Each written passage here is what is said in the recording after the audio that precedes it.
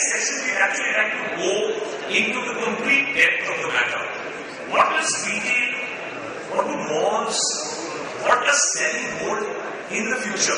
Given the fact that many of us believe that we might actually be in a bit of a tricky situation as of now. Talking us through the next session would be Arvind Singhal, Chairman and Founder of Technopark Advisors. Of course, it's Arvind's business to know exactly what are the trends, what are the consumers looking for. We talked a lot about value.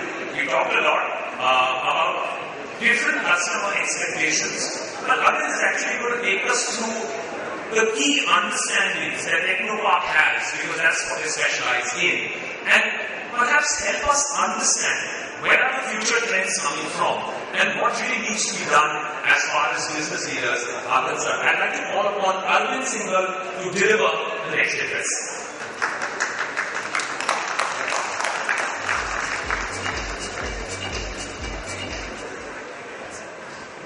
Good morning, ladies and gentlemen.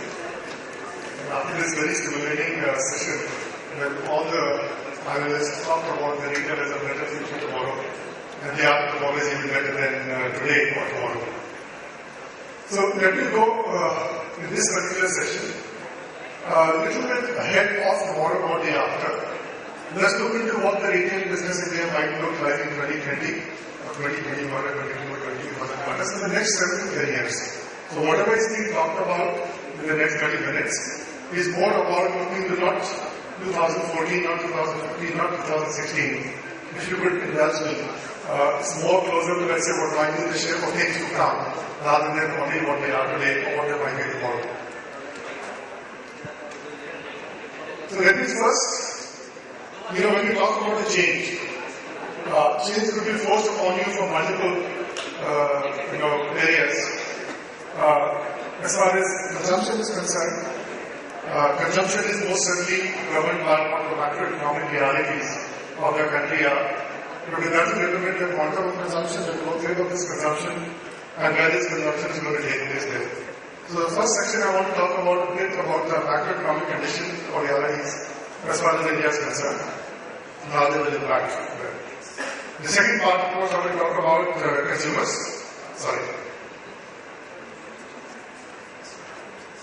Please.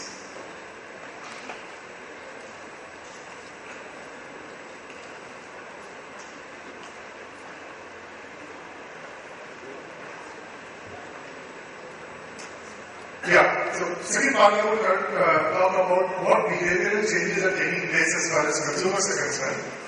And third, how we can create more value or destroy some other activities. And therefore, after presenting consumer macroeconomic indicators and the challenges and the opportunities in India, what would be retaining group value in India in 6 to 7 years from now? The limited point of this slide is like this, that between India and China, not so long ago, 1820 to be precise, they accounted for almost 49% of world's GDP, believe it or not. Almost half of world GDP was accounted for just no longer than 200 years ago by two countries. Not surprisingly, or it might surprise to some, in 2012, this number is inched up to 13%, but in the next 20-30 years, it might go back not to 49%, but maybe closer to about 40%. So almost 2/5 of the world's GDP would be accounted for by just two countries. And I'll try to link this in a minute to what the implication is for us in India. The second thing we have to keep in mind is while India has strong fundamentals to maintain that always, there are 12 deficits of India which are also playing out at the same time, which will impact not only just retail, but will impact the overall economic future of the country there. So while we talk about current account deficits, we talked about exchange rate, we talked about interest rates. These are in a way basically health indicators for the nation there. So education, healthcare, water, food, energy, space, housing, sanitation, waste management, transportation, jobs and economic security. The reason I'm mentioning to you is what we have done in our company. Please assume that if India were to grow at only 6% per year, year on year, how much is the current shortfall between the demand and supply across each of these 12 parameters. And whatever the consumption norms are, what would be the demand versus the likely supply by 2020. Let me give you some numbers there. Let's talk about space, because more than one question in the last 2 hours or 1 hour has been asked on the space part. And space certainly is one of the most critical ingredients as far as retail goes. If India were to grow at 6% per year over the next 7 years, we shall be needing not less than 2 billion square feet of additional retail space. This is only retail space. 2 billion. Just to put in perspective, if you're talking about a shopping mall which talks about 500,000 square feet of net leasable area, and there are not too many malls like that in India, we're looking at 4,000 of them equivalent to come up in the next 7 years' time. This is the kind of a demand of the space. And then healthcare requires a lot of space, education requires a lot of space, residences require a lot of space, and so on and so forth. The real impact is like this, that retail will be actually not able to get period at any price period. The kind of space which is needed just to cater for the additional consumption in India. So the future of India from a consumption point of view looks very good. The challenge for India from a retail space availability looks actually extremely bleak. So it's not a question of crisis coming down. It's a question of just availability at any cost there. And this is what this slide particularly indicates, that if you were to grow only at 76% per year, 2 billion additional square feet of real space, is needed there. Same thing goes for manpower. India would need 10 million additional job assistants. It's not about training them. It's not about discovering your talent in them. It's not about aligning them making the mistakes. They are all people, by and large there. There is no training mechanism available in the retail businesses who can train 10 million of these people in the next 6 or 7 years' time. I'm calculating all of this in terms of what therefore the future might look like 7 years from now. The influence of the macroeconomic global picture and India's challenges, whether it is to do with space, whether it is to do with people or otherwise, is simply that notwithstanding India's growth coming down to 4.4% or 4.6% or 4.8%, the rest of the world is also really slowing down and is not really picking up any kind of a growth momentum. The slide which I showed you about the relative share of India and China by 2050 is not a slide which is a public secret, which is a national secret in any way. As a result of that, we will continue to see international interest in India increasing by the year and by the decade rather than decreasing, notwithstanding the government's effort to keep retailers out of the country, notwithstanding government's intention to keep foreign brands out of the country there.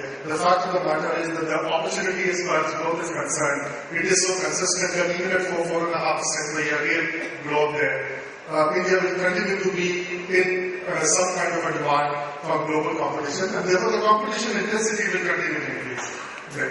India's merchandise retail market, if you're talking about only merchandise, are deflated numbers now, partly deflated because of dollar-rupee parity, partly because of slowdown in the last couple of years, is that India's retail market will be at 2012 current dollars, about $870 to $900 billion. It still would be in the top 7 countries in the world when it comes to the merchandise retail itself, and that again means intensified competition for this market, not only from within India, but from overseas as well. Last point, as far as macroeconomic part is concerned, anybody who can build a business of tomorrow which does not require space or less space, needs less people or less training of the people, for example, in the context of retail, and no guess at what that business might be there for, that's the last part of it, is more likely to succeed than businesses which actually look into this as an important ingredient to build those businesses in. Let me just come now to very specifically, there are a lot of changes taking place as far as consumers' buying behavior is concerned. So, in our company, we have tried to extract 7 of the most critical factors. Some of these are not new in some of the forums and in our public writings. We have spoken about this, so they may sound to some of you a repetition. But nevertheless, these 7 still remain to be the consumer behavior altering factors there, which will impact how we shop, what we shop, where we shop from. Probably the single most important shopping behavior altering activity or factor is increasing poverty of time as far as consumers are concerned. Technovac talked about high poverty almost 8-9 years ago, and this high poverty continues to increase every year. What the notion is like this, that whether you are rich or poor, whether you are employed or less employed, you still have 24 hours in a day. When you are looking for middle class India, especially middle class urban India, the amount of pressure which is there on their time, not only just in terms of working, in terms of commuting, in terms of teaching their children, in terms of attending to various kinds of social obligations, in terms of vacations and so on and so forth. There is so much incredible pressure on time as far as consumers are concerned there, that this is going to be one of the single biggest factor which will take people away from what they are doing currently. As long as time can be saved somehow, they would prefer to save their time there. So increasing time poverty is one of the most defining, consumer behavior defining trends at this point in time. And any company, any business which can save time for the customer would actually get much better opportunity to serve the business to the customer. The second interesting part about India is like this, that Indian consumers, notwithstanding what marketers and owners of brands talk about, Indian customers time and again have shown an incredible amount of brand heterogeneity.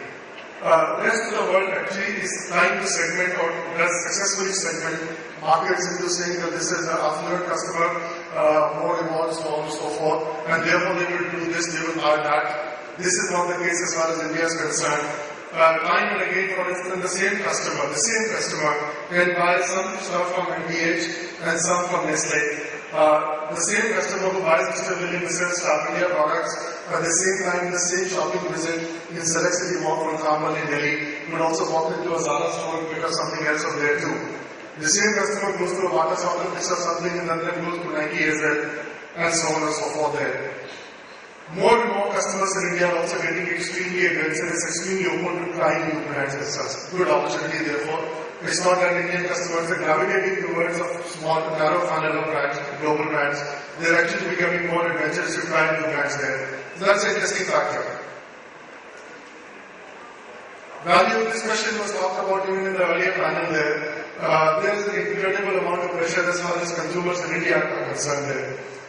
Growth rate damping is one of those factors.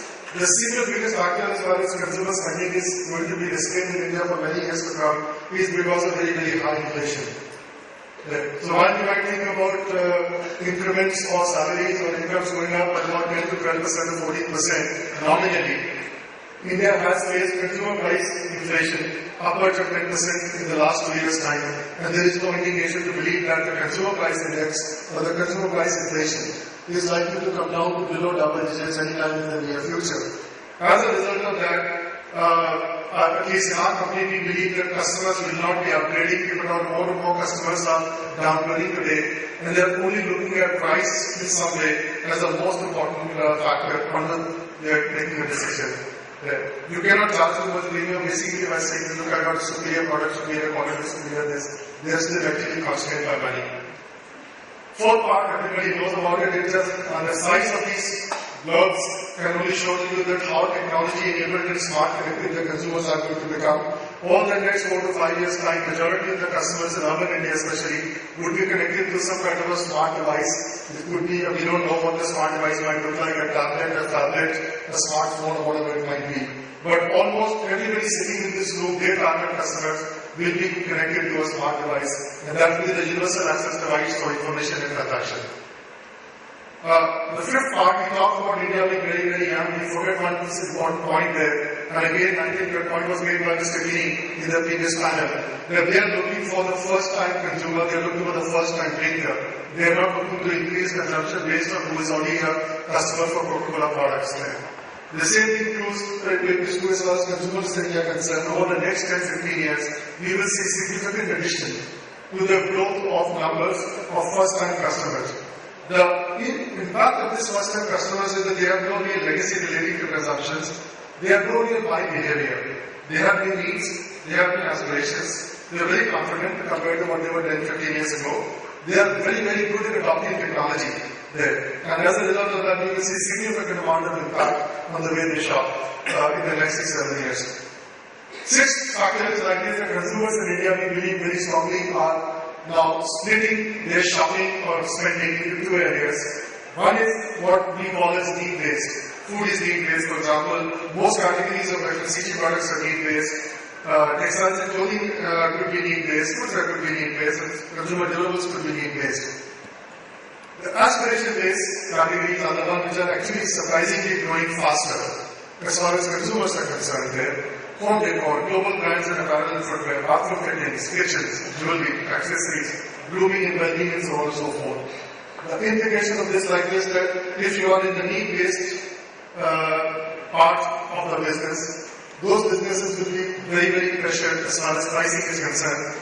There is some opportunity to charge a premium on this. The last part of the process. Indian consumers today are getting already a lot of information from multiple channels by 2020.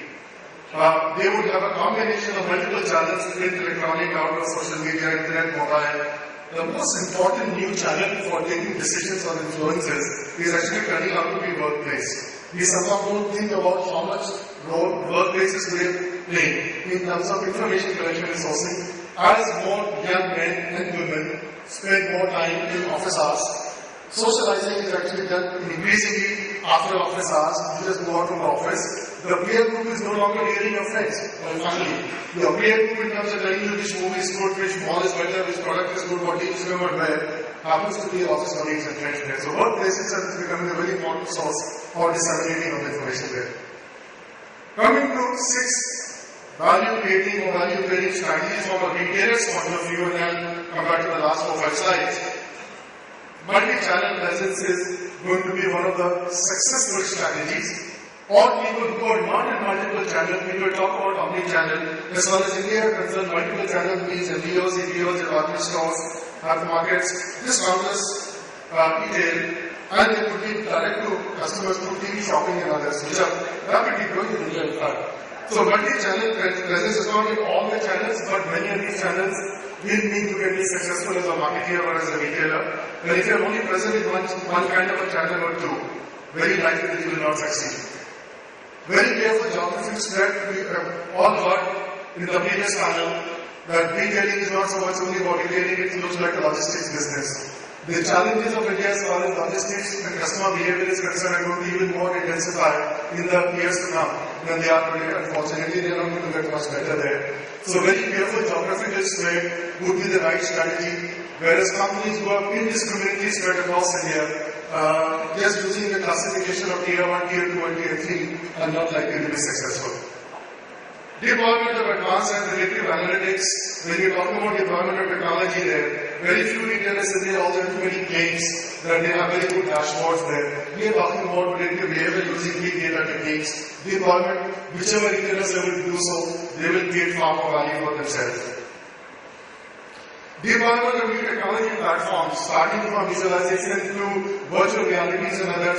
This is something which is there at the cusp of a complete revolution in which you can actually deliver superior customer experience and information dissemination through digital tools as opposed to physically the customer coming in the store and touching and feeling. So all the people who will still talk about saying that digital is not the right way, customers like to come out and shop, that shopping is a pleasure. Virtual reality, digital platforms are likely to actually enhance that pleasure significantly more than physical stores. So deployment of new technology platforms, intelligent deployment is going to create more value. Power of design. And design is not only just in terms of fashion or clothing design. Design, even in India, is playing a disproportionate amount of impact there. When you look into people taking a decision to join a company on the basis of how the interiors are, this is not something which is odd, it is actually the truth. Furniture the home because the amount of money India's consumers are spending today based on how it looks, rather than looking at what the price is, so on. So design could be a new value creator in companies, whether they are mall developers, whether they are store interior design developers, whether they are packaging developers. People who understand the power of design are likely to be more successful than others. And of course, lastly, the stronger control and distribution center logistics, everybody said that in the previous panel there. Coming now to the more interesting part, therefore, in the view of the global macroeconomic and India macroeconomic limitations and conditions, consumer behavioral changes, and the value creating a value improvement strategy, what in our company's view, retail might look like in 2020. From a consumer's point of view, anytime, anywhere, shopping will be the overarching desire for majority of urban consumers. Anytime, 24 hours. Anywhere you are stuck in a plane, you are stuck in a car, you are stuck in a meeting, waiting for somebody to show up, and you transact something while you are waiting in those 54 minutes because you are so time poor. Shopping cannot be a planned expedition where you will take out 2 days or 2 hours in a weekend. You would prefer to shop when you get that few minutes of time off. So any time and anywhere shopping is going to be the defining paradigm as far as consumers are concerned. Home delivery. Consumers would want just about everything to be delivered at their home, and this would be the most important convenience attributes from a consumer's point of view in 7-8 years from now. It is not about proximity to my house. It does not matter that I am based in Delhi and somebody is shipping their goods out to me from Bombay. It is delivered to my home. That to me is ultimate convenience. It's not about that it takes me just about 10 minutes to go out of my house and I can walk into a shop. The third aspect is either almost everything under one roof, which means you give me that one mega hypermarket, and it could be a marketplace model on Amazon or Flipkart or whatever else, then I can shop for multiple things in a single expedition. Or ultra specialist. There is going to be no room for people in between as far as everything is concerned from consumers' point of view. These ultra specialists can be very easily small businesses, ultra small businesses, somebody who makes and sells to you only kitchen knives, for instance. And if there is a group of people who are becoming more master chef or equivalent of that, and they want to shop for knives, there might be a company, and there is a company by the way in India itself which is selling only knives. Customers will just store, like you store a mobile number, they would store that application on their smart device, click there, go there, shop for it and move out of it there. So either you are an ultra specialist or you are almost everything under one roof. This is from a consumer's point of view. From the channel point of view, it is our belief that as far as top 75 urban Indian cities are concerned, each channel will be the dominant, not one of the more dominant, the dominant channel for organized retail. We are predicting as much as 30 to 35% of total merchandise sales in the top 75 cities coming out of digital shopping. 30 to 35%. Even if you were to extend this to the rest of urban India, it is our belief that as much as 20% of the total merchandise sales by value, not by volume, would actually come from each channel zone. The second most important channel would be traditional independent retail outlets. You should continue to account for a very significant 35 to 40% of total merchandise sales in top 75 cities. And if you want to go to the entire India, 50 to 55% would be the share of traditional channels. Brick and mortar channel sales will actually be constrained by various factors we talked about: space limitations, the very high cost of occupancy, the very high cost of running the stores, taxation, and so on and so forth. Brick and mortar would actually be a format in India which unfortunately never saw it to blossom to its full potential before it starts to wither away. So we think that it could be limited to maximum 35%, if not less, in the top 75 cities. Of those, B2B business models built around cash and carry, like Mr. Vianney is experimenting right now, he talked about it. To me personally, in our company, that is likely to be the most successful business model for organized retail in the next 7-8 years' time. And multi-channel, of course, would be the norm for most successful companies. From a positioning point of view, this point again was made in the previous panel as well. The most successful positioning is going to be not only just value, but extreme value.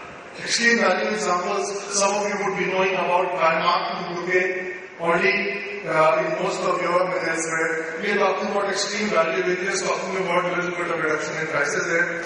We believe in our company that these would be the successful businesses by 2020, both in terms of growth rates, in terms of profitability. All that you have to go to the luxury and digital luxury. Full service, middle of the road retail formats, especially department stores and supermarkets, which are neither offering extreme value, nor extreme luxury or eclectic assortment, are likely to find going to get tougher. Size of the retailers, last slide on this. Contrary to popular perception, India will, in our opinion, show a very different kind of behavior. We will see some mega retailers in India, for sure. There will be some retailers in India who will be doing 10 billion, 15 billion, 20 billion, $25 billion in revenues by 2020, 2022. However, the numbers of such retailers will not be very, very large. Instead, and especially because of the very, very rapid rise of e-commerce, India could actually see tens of thousands or even more specialty and ultra specialty businesses all doing somewhere between $500,000 to $2 million, $3 million kind of revenues, but very, very large number of them meeting specific needs for specific customers, either in specific geographies or all across India. So this is our people in the future, ladies and gentlemen. Thank you very much.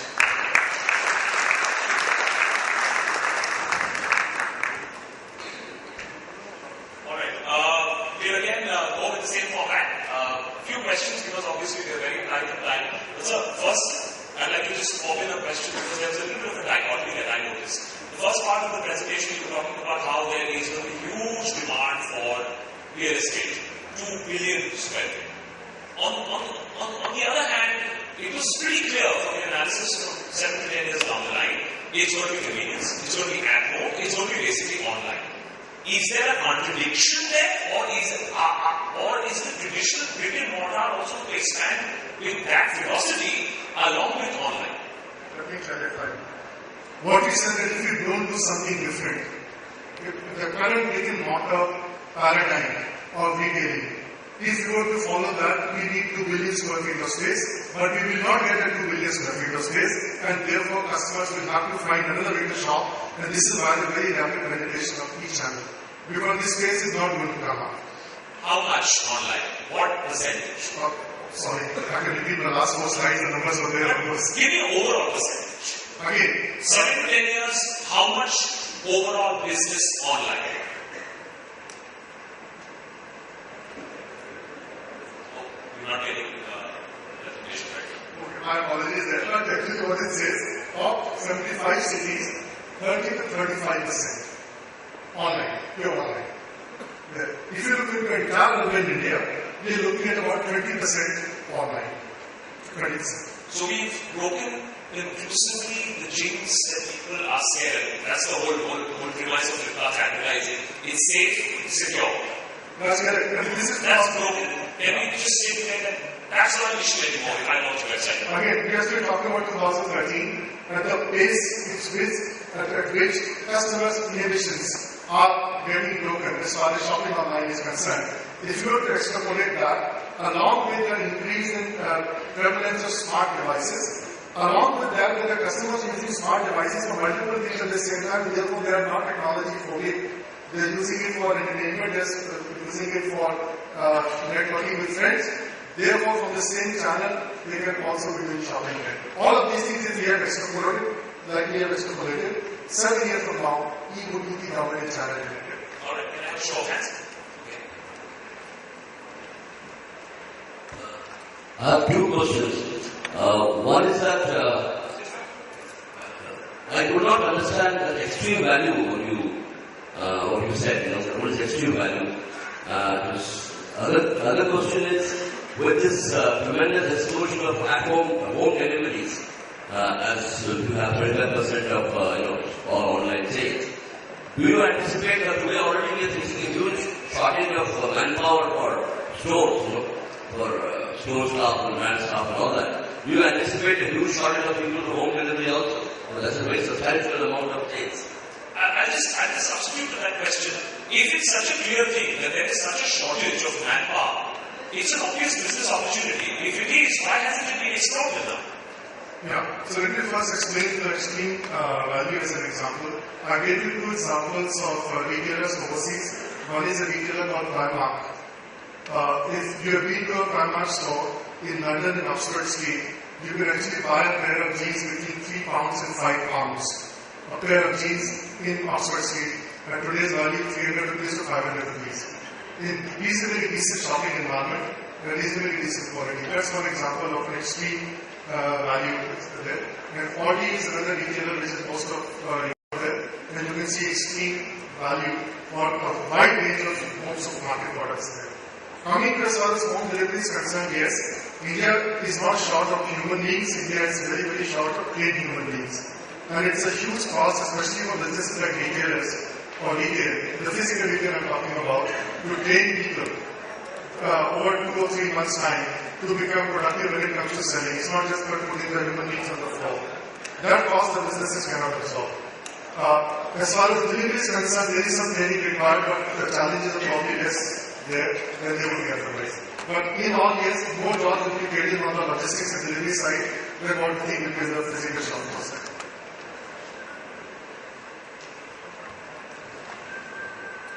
Hi, my name is Rajesh Jain. I represent Avast.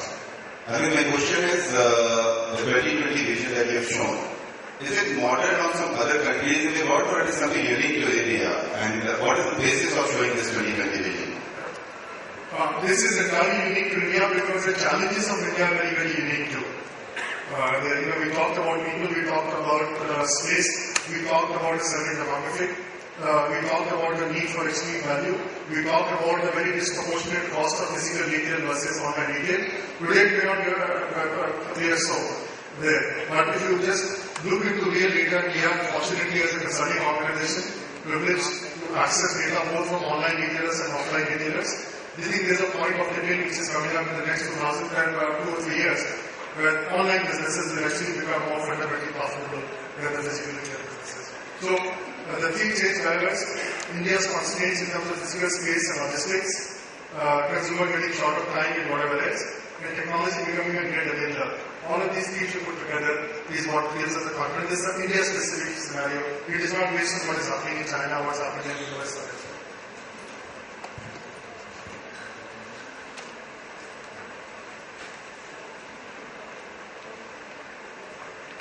How do you see the role of social media?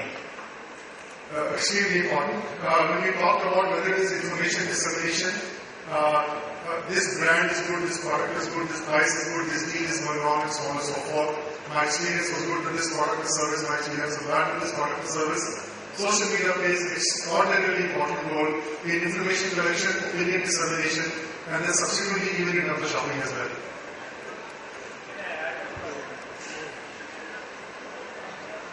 How do you use social media? How do I use social media? You means a retailer or... For retailers, I think it's firstly about understanding even how to deploy and what all it can do. A lot of retailers are just using simple pop-up ads, and hope that somebody will see them. I think you have to engage with the customers because pop-up ads are something which may get temporary attention, but there is no engagement with the customers there. So it's more about them using advanced analytics and social media put together and then tailoring your offer to a smaller group of people rather than the entire universe of people who might be on social media. That's the way I would look into the strategy. Hi, Arvind Kishore. There was a statement that I read that said that consumers today don't care what you sell, what you do. So if I had to throw that question to you, would you agree or disagree and why? Sorry, I missed the first part. So the saying that consumers don't really care about what you're selling, consumers are more interested in what the business is doing. Do you agree with that statement? I'm not very sure in terms of what you're doing. If you're talking from a sustainability, if you're talking about responsibility perspective, I'm not very sure whether Indian consumers are yet fully engaged with that so as to take a purchase decision based on who's more responsible, who's less responsible. In India, I'm talking about. Maybe it might be the case in some other countries. But yes, customers are more concerned about, do you have a product which fits my needs at that point in time? I mentioned in the presentation, they are relatively less brand sensitive. They are relatively less loyal to the channel also. To give me what I'm looking for, I can buy it online, I can buy it offline, I can buy it from the store which is next to me, I can buy it from the store which should be 1 kilometer away from me. So these are the factors for Indian customers. Alright, final question. Before we move on to the next session, of course, a lot of us are waiting for that as well. Final question.